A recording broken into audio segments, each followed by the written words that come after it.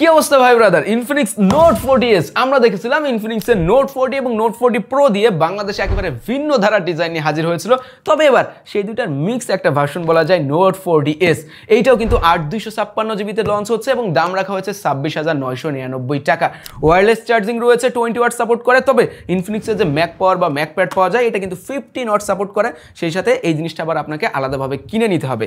108 megapixel camera, curve display এবং সেই একই জিনিস ভাই G99 আলটিমেট SoC। এই বাজেটে আমরা অনেক ডিভাইসে দেখতে পাচ্ছি SD695 ব্যবহার করতে, যেটা কিনা 5G। আবার মিডিয়াটেকের অপশন রয়েছে Dimensity 7300, যেটাও কিনা 5G এবং সেই সাথে G99 আলটিমেটের থেকেও কিন্তু অনেক অংশই বেটার। ওই SoC গুলোর ভিতরে কোনো একটাও যদি ব্যবহার করা হতো এই ডিভাইসে, তাহলে এর চাহিদা যেমন বাড়তো তেমন কিন্তু একটা গুড ডিল হতে পারতো আমাদের জন্য। তাড়াতাড়ি চলেন আনবক্সিং করে দেখি।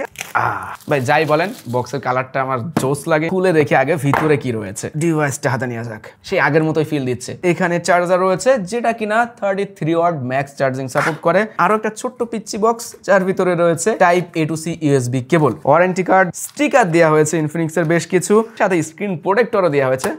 এই সিরিজের ফোনটাই ভালো লাগছে আমার এই জিনিসটার জন্য। কেসটা দেখেন, একেবারে হার্ড কেস, দুই সাইডে খোলা, বড় ক্যামেরা কাটআউট, সাথে এই যে ওয়্যারলেস চার্জিং এর যে রাউন্ড শেপটা। 26-27 রেঞ্জে অফিসিয়াল মার্কেটে এরকম সুন্দর দেখতে খুব একটা ফোন কিন্তু পাওয়া যায় না, যেটা হাতে নিয়ে আপনি একটা প্রিমিয়াম ফিল পাবেন। 176 গ্রাম ওয়েট, এর সাথে 7.7 mm থিকনেস, খুবই স্লিম এবং হালকা পাতলা ডিজাইনের একটা ফোন। এই ফোনের কিন্তু মূল আকর্ষণ ভাই এর ডিজাইন অ্যান্ড দেন ডিসপ্লেতে। ডিজাইনের কথা কেন বললাম ভাই, এই ফোনের পিছে যে ভেগান লেদার রয়েছে এটা না ফোনের ডিজাইনের সাথে খুব সুন্দরভাবে মানিয়ে যায়, মানানসই। আরো একটা কালার যদিও রয়েছে অবসিডিয়ান ব্ল্যাক, বাট আমার কাছে পার্সোনালি ভেগান লেদারটাই ভালো লেগেছে। হ্যান্ড গ্রিপটা ভালো পাওয়া যায়, ফোনটা দেখতে আরো বেশি প্রিমিয়াম লাগে। রেগুলার ক্যামেরা মডিউলে তো আমরা সবাই অভ্যস্ত না, বাট এর ক্যামেরা মডিউলটা দেখেন স্কোয়ার শেপের, যদিও ক্যামেরা দুইটা বাট ক্যামেরা হোল রাখা হয়েছে আবার 3টা। এখানে হেলো লাইট রয়েছে। পার্সোনালি আমার কাছে এই ব্যাপারটা ভালো লেগেছে, কারণ কাস্টমাইজ নোটিফিকেশন লাইট সেট করা যায়। RGB লাইট এখানে আপনি মন মতো কালার সেট করে ব্যবহার করতে পারবেন। এবার ভাই ওই কেসটা একটু আপনাদেরকে লাগায় দেখায় যে এইটা লাগানোর পরে ফোনটা আসলে কেমন দেখাবে। বোঝাই যাবে না যে এই ডিভাইসে কোনো কেস লাগানো রয়েছে। এটা লাগানোর পরে বরঞ্চ আরো ফোনটা হাতে নিতে আরো সুন্দর ফিলটা দেয়। ম্যাক প্যাডটা একটু খুলে দেখাই। যদিও এই জিনিসটা 15 ওয়াট ম্যাক্স আউটপুট দিতে পারে, 20 ওয়াট দিতে পারতো, তাহলে ডিভাইসে যেহেতু 20 ওয়াট রয়েছে তাহলে ফুল আউটপুটটা নিতে পারতাম। এখানে টাইপ সি পোর্ট রয়েছে, যে কোনো চার্জার থেকে আপনি পাওয়ারটা ইন করতে পারবেন। ম্যাগনেটটা যদিও আগের গুলা থেকে স্ট্রং মনে হচ্ছে, তারপরেও এর বেশি স্ট্রং হলে ভালো হতো। তবে ভাই আগে নোট 40 প্রো বা নোট 40-তে কেস বাদে এই যে ম্যাগনেটের ব্যাপারটা থাকতো না, ডিরেক্ট সরাসরি ফোনে ম্যাগনেটিক চার্জার ধরে রাখতে পারতো না। এবারও সেম, মানে ধরে রাখতে পারলেও এই ম্যাগনেটটা অতটা পাওয়ারফুল না যে এইটাকে আপনি নিয়ে ব্যবহার করতে পারবেন। দেখেন এটা কিন্তু খুব সহজে পড়ে যাচ্ছে। ফ্রেমটা প্লাস্টিকের, তবে প্লাস্টিকের হলেও এমনভাবে কোটিং করা হয়েছে যেন দেখে মনে হয় মেটাল ফ্রেম। একদম টপে দেখেন এখানে সাউন্ড বাই JBL রয়েছে, মানে JBL এর সাউন্ড আমরা এই ফোনে পাবো। স্টেরিও স্পিকার অবশ্যই আছে, নয়েজ ক্যান্সেলেশন মাইক আছে, বাটন পজিশন সব ওকে, ঠিকঠাকই একদম রেগুলার যে পজিশনে থাকে। বটম প্যানেলে দেখেন এখানে সিম কার্ড স্লট, যেখানে 2টা ন্যানো সিম কার্ড ব্যবহার করা যাবে। চাহিদা যদি থাকে আপনার ডিসপ্লেতে, তাহলে এই ফোনের ডিসপ্লেটা দেখুন। কার্ভ ডিসপ্লে, 6.78 ইঞ্চ, ফুল HD+ রেজোলিউশন, 120 Hz এর LTPS টেকনোলজি, যেটা কিনা অ্যামুলেট প্যানেল এবং এই ডিসপ্লে 1300 নিটস পিক ব্রাইটনেস দেয় এন্ড 360 Hz এর টাচ স্যাম্পলিং রেটও রয়েছে, সেই সাথে Corning gorilla glass protection. Amulet OLED display, colourful, sharp, vibrant, এগুলো রেগুলার কথা ভাই। একটা ডিসপ্লে ভালো কিনা মন্দ সেটা একটা জিনিস দেখেই বোঝা যায়, সেটা হলো ব্রাইটনেস কত ভালো দিতে পারে।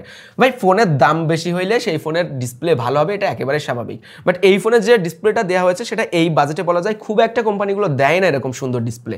সো ব্রাইটনেস এই ফোনের 1300 নিটস দিতে পারে। আমরা আউটডোরে ব্যবহার করেছি, বেশ কয়েকদিন কিন্তু এক্সপিরিয়েন্স করেছি ফোনটা। আউটডোরে ব্যবহার করতে কোনো ধরনের সমস্যা হচ্ছিল না, খুবই ভালো ব্রাইটনেস দিতে পারে। ডিসপ্লেটা ভালো শুনতে শুনতে আমি জানি অনেকেই বোরিং হয়ে যাচ্ছেন যে ভাই এত ভালো কথা বলছে কেন, টাকা খেয়ে রিভিউ করছে মনে হয়। ভাই খারাপ দিক রয়েছে, আমি বলছি একটা একটা করে আসছি শুনেন। এই ডিসপ্লে যে ফিঙ্গারপ্রিন্টটা রয়েছে একটু নিচের দিকে, অভ্যাসের ব্যাপার, এখানে কোনো প্যারা না, এটা কোনো খারাপ দিক না। ইন ডিসপ্লে ফিঙ্গারপ্রিন্ট যথেষ্ট ফাস্ট অ্যান্ড অ্যাকুরেট কাজ করেছে। তবে কার্ভের যে এজগুলো আছে না, এই এজগুলোতে আমরা অনেক স্মার্টফোনে দেখেছি টাচটা বন্ধ করা থাকে, মানে ওই জায়গায় টাচে কাজ হয় না। বাট এই স্মার্টফোনে ওই ব্যাপারটা খুব একটা নোটিস করা গেল না, যেখানে আমরা যখন ফোনটা ব্যবহার করি হাত তো অনেক অংশ স্ক্রিনের উপরে চলে আসে। সো এই সময়টা কি হয়, কিছু কিছু সময় মিসটাচ হয়েছে। যারা এই যে কার্ভ ডিসপ্লে স্মার্টফোন নতুন ব্যবহার করবেন তারা সব থেকে এই প্রবলেমটা বেশি ফেস করবেন। বাট আপনি এই ফোনের সাথে ব্যবহারে অভ্যস্ত হয়ে গেলে ওই সময় কিন্তু খুব একটা সমস্যা হবে না। স্টেরিও স্পিকার রয়েছে, সাউন্ড কিছুটা কম মনে হয়েছে অ্যান্ড সেই সাথে এই সাউন্ডের হাই ফ্রিকোয়েন্সিতে, মানে ভলিউমটা যখন বাড়ানো হচ্ছে তখন মনে হচ্ছে কোনো কিছুর ভিতরে আটকা আছে সাউন্ডটা। অ্যান্ড এই জিনিসটা ফিলও করা যায়, ফোনটা যখন হাতে থাকে এর রিয়ার প্যানেলটা ভাইব্রেশন মতো হয়। সাউন্ড চালু হয়ে গেছে। যাই হোক ভাই, সাউন্ড কোয়ালিটি এই বাজেটে এভারেজ মানে ছিল, অতটা ভালো বলতে পারছি না, বাট স্টেরিও স্পিকার রয়েছে, যে কারণে সারাউন্ডিং সাউন্ড এক্সপিরিয়েন্সটা মোটামুটি ভালোই পাওয়া যাচ্ছিল এই বাজেটের ফোন হিসাবে। ওয়েল, ডিজাইন অ্যান্ড ডিসপ্লে তো গেল, এবার আসি ক্যামেরাতে, যেদিকে সবাই তাকিয়ে আছেন। 108 মেগাপিক্সেল মেইন সেন্সর রয়েছে, OIS 9 অ্যান্ড 2 মেগাপিক্সেল ম্যাক্রো, আর একটা যেমন শুরুতে বলেছিলাম শুধুমাত্র ডিজাইনের জন্য একটা ক্যামেরা হোল দেওয়া হয়েছে। আর ফ্রন্টে থাকছে পানসোল 32 মেগাপিক্সেল সেলফি ক্যামেরা। রিয়ার ক্যামেরায় 108 মেগাপিক্সেল হিসাবে আমি আরেকটু শার্প অ্যান্ড ডিটেল আশা করেছিলাম, যদিও সেটা 108 মেগাপিক্সেল মুডে ছবিগুলো তুললে ওই ব্যাপারটা খুব একটা নোটিস করা যায় না। ডাইনামিক রেঞ্জে ঘাটতি রয়েছে, কোনো জায়গাকে একটু বেশি ডিপ করে ফেলে, তবে লাইট ব্যালেন্স ভালো ছিল, যে কারণে ইমেজগুলোকে ওয়াশ আউট করে না। এই ফোনে আমরা অনেকেই পোর্ট্রেট মোডে ইমেজ তুলবো, হ্যাঁ পোর্ট্রেট মোডে ইমেজের কোয়ালিটি ভালো ছিল, অনেকটা এভারেজ মানের বলা যায়, কেননা কিছু সময় এজ ডিটেকশন ঠিকঠাক করতে পারছিল না, ছেড়ে দিচ্ছিল, কোনো সময় গায়ের ওপরে চলে আসছিল ব্লাডটা। তবে ব্লাডটা কিন্তু ভালো ছিল, বোকে ইফেক্টগুলো ভালো ছিল, আপনি যদি রাইট ফ্রেম অ্যান্ড রাইট অ্যাঙ্গেলের ছবি তুলতে পারেন তখন কিন্তু ভালো এজ ডিটেকশন করতে পারে। পোর্ট্রেট মোডে 2x জুম করে ছবি তোলা যায়, যে সময় আরেকটু ক্লোজ আপ লাগে, এজ ডিটেকশন ওই সময় আরেকটু ভালো করে, ইমেজটা দেখতে ওভারঅল ভালো লাগে। আমরা লো লাইটেও কয়েকটা ইমেজ ট্রাই করেছি, ইমেজের ভিতরে গ্রেইন রয়েছে, যে কারণে ইমেজটাকে অতটা বেশি সফট করে না, কালার টালার ঠিক রাখার চেষ্টা করে, অ্যান্ড ডিটেল বেশ ভালোই ছিল বলা যায় লো লাইট পারফরমেন্স হিসাবে। তবে আরেকটা ব্যাপার হলো এর ক্যামেরায় যেহেতু OIS নাই, তাই লো লাইটে ছবি তোলার সময় হাতটাকে কিছুক্ষণ ধরে রাখা লাগে, না হলে ইমেজগুলোকে ব্লার করে ফেলে। রেয়ারে 2K 30 fps এ ভিডিও শুট করা যায়, no EIS OIS 1080p 30 fps এ ভিডিও শুট করার সময় EISটা কাজ করে, ওই সময় আবার একটু স্টেবল ভিডিও পাওয়া যাচ্ছিল। তবে 2K 30 fps এ রেজোলিউশন ভালো থাকে, ডিটেল ভালো থাকে, আর 2K 30 fps এ ভিডিও শুট করার সময় যেহেতু স্টেবিলাইজেশন কাজ করে না, তাই সেই সময় কিন্তু ভিডিওটা দেখতে অতটাও ভালো লাগে না, বলা যায় এভারেজ মানের ভিডিও কোয়ালিটি। এটা যেহেতু ভাই ক্যামেরা কেন্দ্রিক কোনো স্মার্টফোন না, এখান থেকে আমরা ওই লেভেলের ইমেজ বা ভিডিও কোয়ালিটি পাবো না, যে পরিমাণে দিতে পারছে কোয়ালিটি সেটা বলা যায় এই বাজেটে ঠিকঠাকই আছে। সেলফিতেও 32 মেগাপিক্সেল ক্যামেরা রয়েছে, ভাই মোটামুটি সব ব্র্যান্ড চেষ্টা করে সেলফি ক্যামেরা যেন ভালো হয়, মানুষ যেন একটু সুন্দর সেলফি তুলতে পারে। হ্যাঁ, এর ক্যামেরাও তার ব্যতিক্রম না, খুব ভালো সেলফি তুলতে পারে, ফেসটাকে ওয়াশ আউট করে না, লো লাইটে একটু প্রবলেম হয়, সফট করে ফেলে ফেসগুলোকে, তাছাড়া একটু লাইট কন্ডিশন ভালো থাকলে ভালো লাইট এরিয়াতে বেশ অ্যাকুরেট কালারও দিতে পারছিল, ভালো লাগছিল মোটামুটি সেলফি ইমেজগুলো। ফ্রন্ট ক্যামেরাতেও 2K 30 fps এ ভিডিও শুট করা যায়, একই রকম ভাই আপনি যখন 1080p 30 fps এ ভিডিও শুট করবেন সেই সময় আবার EIS কাজ করবে, ভিডিওটা স্টেবল লাগে, তবে একটু জুম ইন হয়ে যায়, যে কারণে ফ্রেমটা ধরতে কষ্ট হয়ে যাবে, হাতটাকে ঠিক এভাবে ধরে রাখা লাগে।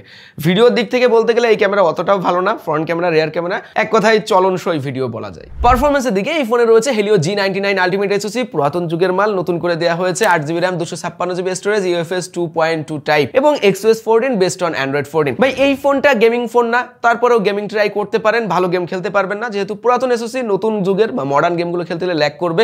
ফ্রি ফায়ার গেম হ্যাঁ মোটামুটি খেলতে পারবেন ভালোভাবেই, আর অ্যাসফাল 9 মডার্ন যুগের গেম খেলতে গেলে ওই গেমগুলোতে একটু ল্যাগি চপি ভাব আসবে এবং ফোনটা গরম হয়ে যাবে। তবে ভাই এই ফোনে ডে টু ডে টাস্কগুলো বেশ ভালোভাবে কমপ্লিট করতে পারবেন আপনি। অ্যাপ ওপেনিং ক্লোজিং টাইম বলেন ওইগুলো ফাস্ট ছিল, UI এর অ্যানিমেশনগুলো ফাস্ট ছিল, অতটাও হাবিজাবি অ্যাপটা নেই, যে কটা ব্লোটওয়্যার রয়েছে সেগুলোকেও ইনস্টল করা যায়, তাই ওই ব্যাপারে কোনো সমস্যা থাকছে না।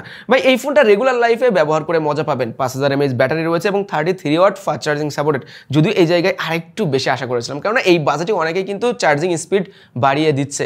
এই জায়গায় আবার একটা জিনিস পজিটিভ সাইড রয়েছে, ওই যে ওয়্যারলেস চার্জিং সুবিধা রয়েছে, সো আপনি ওয়্যারলেস চার্জও করতে পারছেন, যে কারণে অভিযোগটা রাখার আর সুযোগও থাকলো না। ভাই এই ফোনটা মূলত মাল্টিমিডিয়া কনজিউম যারা করবেন, একটা সুন্দর ফোন নিতে চাচ্ছেন, ডিসপ্লে কোয়ালিটি ভালো, এই ফোনে যেন আপনি মুভি দেখে মজা পান, ডে টু ডে টাস্ক যেন ভালোভাবে কমপ্লিট করতে পারেন, টুকটাক গেম টেমও ট্রাই করবেন, তাহলে মনে হয় আমার কাছে এই ফোনটা আপনার জন্য বেস্ট একটা অপশন হতে পারে। আর বাকি দিকগুলো বলতে গেলে IP54 রেটিং রয়েছে, ওয়াইফাই হ্যাঁ ঠিকঠাকই চলছিল, সমস্যা নেই, সিম ডাটাও ভালোভাবে চলেছে, অ্যান্ড কল কোয়ালিটিও মোটামুটি ভালো রকমের ছিল। তো ভালো ভাই, ইনফিনিক্স ডিজাইনের দিকে নজর দিচ্ছে, বাজেটে খুব সুন্দর সুন্দর ফোন নিয়ে আসছে আমাদের জন্য, হ্যাঁ এদিকটা ভালো লেগেছে। তবে আশা করি ইন ফিউচারে তারা আরো ভালো SoC দিয়ে ফোনগুলো লঞ্চ করবে, যেন মজা পাই ব্যবহার করতে। এই তো ছিল আজকের ভিডিও, সবাই ভালো থাকবেন, আল্লাহ হাফেজ।